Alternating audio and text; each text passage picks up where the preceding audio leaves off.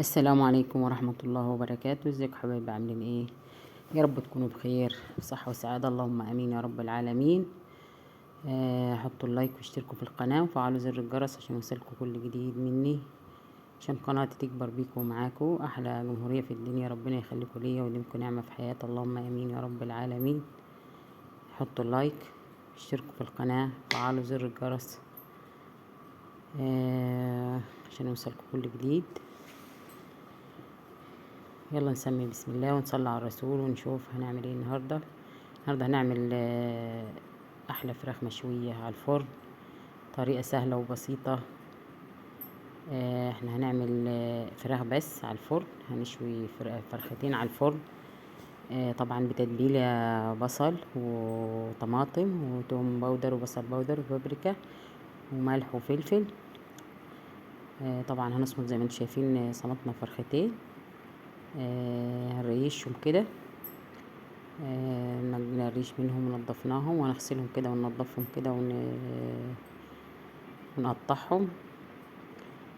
بعد ما نقطعهم هنغسلهم غسلة نظيفة كده بدقيق وملح، ويعني لازم يتغسلوا ليمون وخل، لازم يتغسلوا غسلة حلوة كده عشان الزفارة اللي فيهم. طبعا هنقطع الفراخ الاول. طبعا انا هقطعهم ونرجع لكم ان شاء الله، لان مش هينفع ان انا اقطع وانا ماسكه التليفون، لان انا ماسكه التليفون بايدي وبشغلها بايدي التانية والله. طبعا ما ينفعش ان انا اذبحهم واوريهم لكم. انا ذبحتهم وصمتهم زي ما انتم شايفين كده، اديني بنضف فيهم. نجي كانت في ريشه كده ولا كده، لازم نجيها كده وننضف الفراخ كويس، وهنغسلهم كويس ونقطعهم. هنقطعهم ونرجع لكم كده عشان مش هينفع اقطعهم. الاخت احنا قطعنا الفراخ زي ما انتم شايفين، هنحط لهم دقيق، نغسلهم غسله كويسه بالدقيق. لازم الدقيق ده عشان ايه؟ تشيل الزفاره من الفراخ. زي ما انتم شايفين كده نغسلهم غسله حلوه كده. الفراخ دي احنا مشتريينها، مش مربينها. ان شاء الله هنجيب كتاكيت بيضه زي ما انا قلت لكم كده، وهنصور ان شاء الله واوريكم ان شاء الله باذن الله احلى فراخ ان شاء الله هنشويها على الفرن. زي ما انتم شايفين هنغسلهم ونديهم كذا غسله، نديهم كذا غسله كده ان شاء الله. طبعا هنغسلهم غسله كويسه الاول بالدقيق، وبعد كده هنغسلهم تاني في يومين تاني كده ونشطفهم شطفه حلوه، وبعدين نحط لهم ملح وخل وليمون ونسيبهم كده شويه، وبعد كده نشطفهم تاني وبعد كده هنعمل لهم التتبيله بتاعتهم. هنعمل لهم بصلتين على كم طماطمايه كده، على ملح وفلفل ويعني وتتبيله الفراخ كده ان شاء الله، وهنظبطها زي ما انتم شايفين كده. هنحط لهم ملح وخل وليمون ونسيبهم شويه عبال ما نعمل لهم التتبيله بتاعتهم اللي هو البصل والطماطم. طبعا كل الحوايد بتاعت الفراخ وكله يعني ايه، غسلناه ونضفناه. هنظبط برضه يعني الرجول وكل حاجه دي، هنقطع ضوافرهم وكده، يعني مش هنسيبهم زي ما هما كده. هنعمل بصلتين، ادي بصلتين خرطناهم، وهنحط طماطم كام طماطمايه برضه، يعني حسبة طماطميتين 3 برضه، وهنضربهم في الخلاط، وبعد كده نضيفهم على الفراخ. طبعا الفراخ انا شطفتهم كذا شطفه وخلاص كده. هنحط لهم التتبيله بتاعتهم، هنقلبهم فيهم كويس تتبيله كام تقليبه كده، ونتركهم حسبة ساعه، ساعه ونص، ساعتين، وبعد كده نحطهم نحطهم في الصواني ونحطهم في الفرن.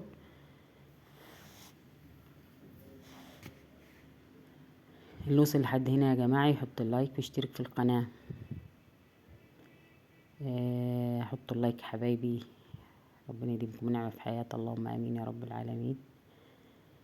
طبعا دي اكله مفضله بتاعت اولادي، ربنا يخليلكم اولادكم ويرزق كل مشتاق بالذريه الصالحه، اللهم امين يا رب العالمين.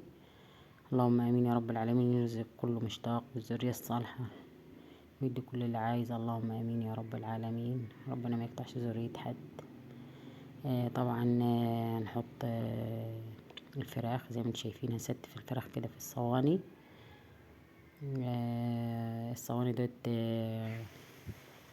جايين لي هدية، صواني جديدة جايبينهم، يعني جايين لي هدية، مش صواني من بتاعتي، يعني انا حد جابهم لي هدية. طبعا عملنا زي ما انتم شايفين الفراخ.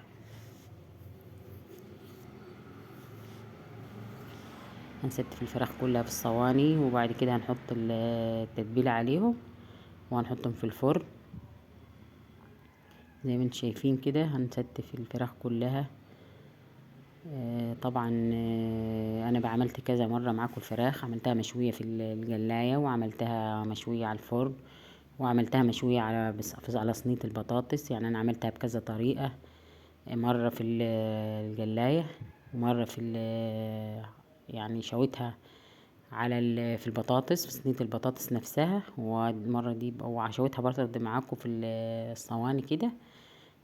فدي احنا هنعمل صينيتين بقى فراخ مشوية على الفرن. بس ما هنعملش اي حاجة معاهم تاني كده، غير هنعمل معاهم شوية رز وخلاص على كده، ولا هنعمل عليهم بطاطس ولا بامية ولا اي حاجة. يعني استكفينا بالرز وكده، لان اولادي قالوا مش عايزين طبيخ ولا اي حاجة.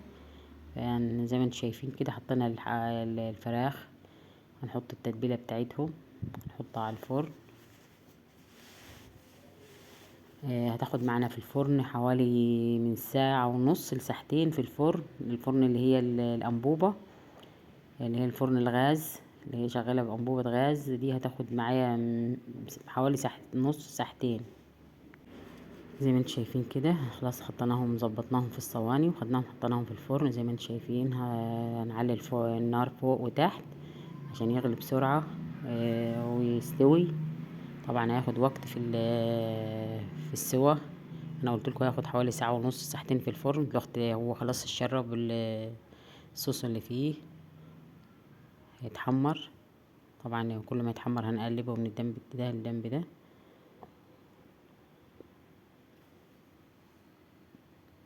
لازم تقلبيه على الفرن.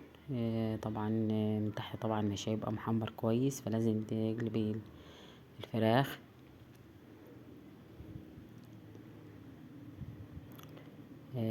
طبعا خلاص كده طلعنا الفراخ من الفرن، استوت خلاص اهي زي ما انتم شايفين. طبعا حمرت فوق وتحت وشربت خلاص الصوص اللي فيها كده، خلاص شرب خالص. طبعا اتهرت اهي زي ما انتم شايفين. حطوا لايك، اللي وصل لحد هنا حط اللايك واشترك في القناة عشان يوصلوا كل جديد. احلى فراخ مشوية عملناها على الفرن.